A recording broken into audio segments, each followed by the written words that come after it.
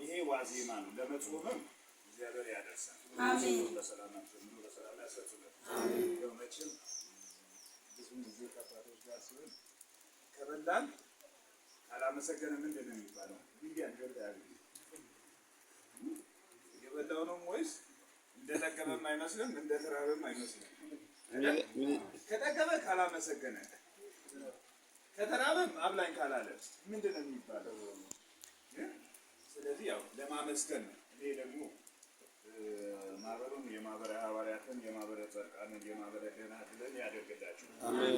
ስለ እውነት ውስጤ በጣም ደስ ብሎኛል።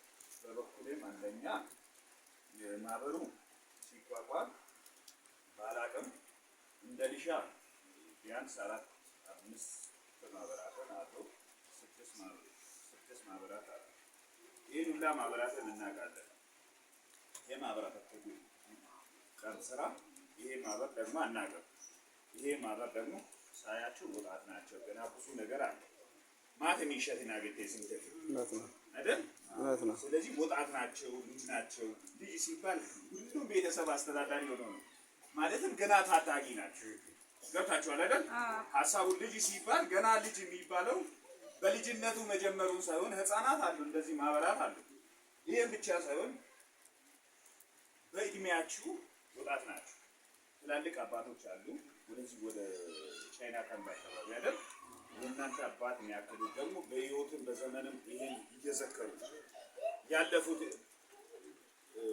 እረፍት አግኝቶ ያረፉት ዘመናቸውን ፈጽሞ ሲዘክሩ ያለፉት አባቶች አሉ።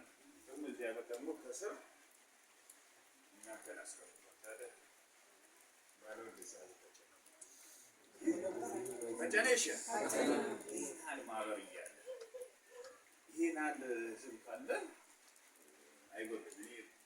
ማህበሩን መብላቱ መጠጣቱ ሳይሆን በበዓለ ወልድ ስም ብላችሁ በዓሉን ማሰቡ ነው።